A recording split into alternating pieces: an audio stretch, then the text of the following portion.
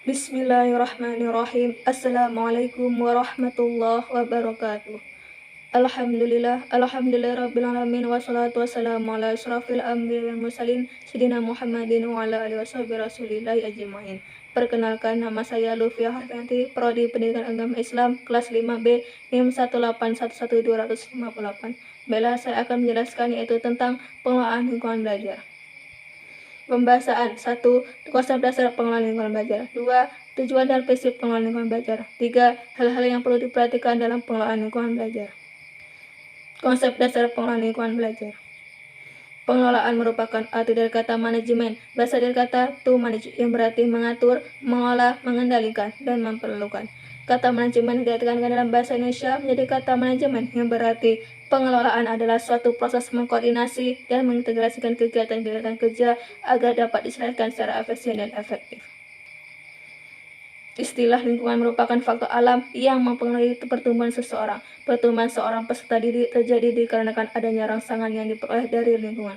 Sedangkan menurut Kamus Besar Bahasa Inggris, lingkungan yaitu environment, yang berarti kondisi-kondisi yang mempengaruhi pertumbuhan tingkah laku. Dijamarah sebagai seorang pakar pendidikan mendefinisikan belajar sebagai aktivitas yang dilakukan individu secara sadar untuk mendapatkan sejumlah pesan dan kesan dari apa yang telah dipelajari dan sebagai hasil dari interaksinya dalam lingkungan.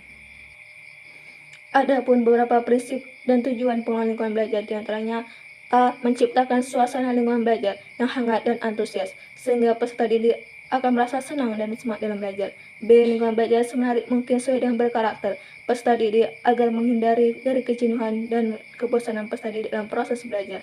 C. Lingkungan belajar yang memberikan tantangan supaya dapat mengusir rasa ingin tahu yang tinggi. Hal-hal yang perlu diperhatikan dalam pengelolaan lingkungan belajar. A. Memahami sifat yang memiliki siswa. Pada dasarnya, anak memiliki imajinasi dan sifat ingin tahu. Semua anak terlahir dengan membawa dua potensi. Keduanya merupakan model dasar bagi perkembangan sikap atau pikiran kritis dan kreatif. Oleh karenanya, kegiatan pembelajaran perlu dijadikan lahan yang kita olah agar jadi tempat yang subur bagi perkembangan kedua potensi-potensi anugerah Tuhan itu. B. Memahami kecerdasan siswa. Selama kurun waktu, pendidikan dasar mencegah siswa mengalami tahap konkret operasional yang berlangsung hingga usia menjelang remaja. Anak memperoleh tambahan kemampuan yang disebut system of operation atau sistem langkah berpikir. Kemampuan satu maka berpikir ini berfaedah bagi anak mengkoordinasikan pemikiran dan indahnya dengan peristiwa tertentu ke dalam sistem pemikiran sendiri. Selanjutnya, dalam perkembangan kognitif tahap formal operasional, seorang remaja telah memiliki kemampuan mengkoordinasikan baik secara serentak maupun berurutan dua ragam kemampuan kognitif, yakni kapasitas menggunakan hipotesis dan kapasitas menggunakan prinsip-prinsip abstrak. C. Mengenal siswa secara perorangan. Para siswa berasal dari rumpun keluarga yang bervariasi dengan memiliki kemampuan yang berbeda-beda. Semua siswa dalam kelas tidak selalu mengerjakan kejahatan yang siswa melainkan yang berbeda sesuai dengan kecepatan belajarnya. Siswa yang memicu mampu lebih dapat memanfaatkan untuk membantu temannya yang lemah dengan cara tutur sebaya. D. Memanfaatkan perilaku siswa dalam pengorganisasian. Belajar sebagai makhluk sosial, anak sejak kecil secara alami bermain pasangan atau kelompok. Dalam bermain perilaku, ini dapat memanfaatkan dalam pengorganisasian belajar. Dalam melakukan tugas atau membahas sesuatu, siswa dapat bekerja berpasangan atau dalam berkelompok. E. Mengembangkan kemampuan berpikir kritis, kreatif, dan kemampuan memecahkan masalah.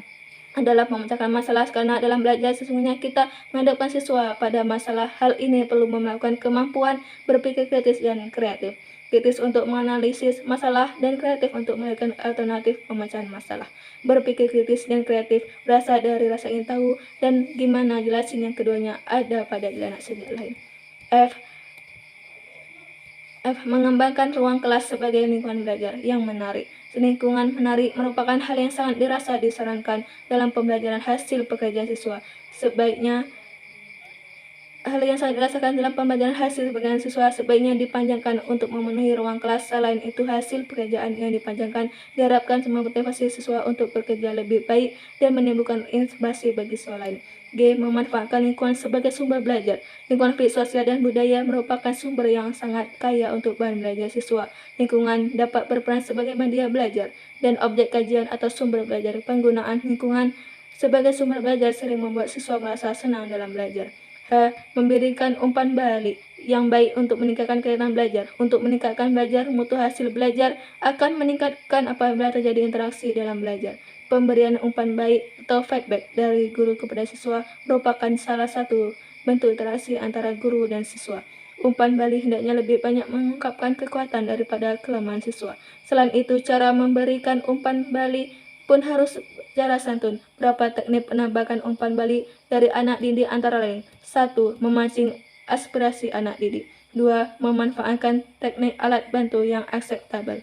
3. Memilih bentuk motivasi yang akurat, misalnya memberikan angka, hadiah, pujian, tugas, hukuman, dan lain-lain. 4. Menggunakan metode bervariasi, membedakan antara aktif fisik dan aktif mental.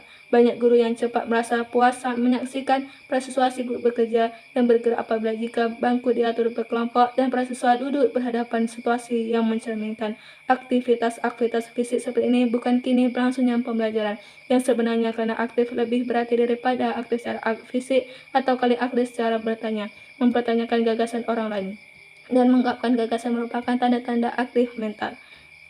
Pengelolaan kelas. Masalah pokok yang dihadapi guru tidak baik pemula baik maupun yang sudah berpengalaman adalah pengelolaan kelas.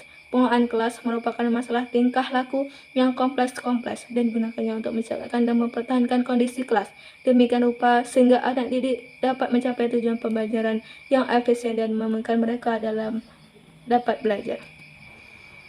Baiklah, terima kasih atas perhatiannya. Mohon maaf atas segala kekurangan dan kehilafan. Saya Ri, wassalamualaikum warahmatullahi wabarakatuh.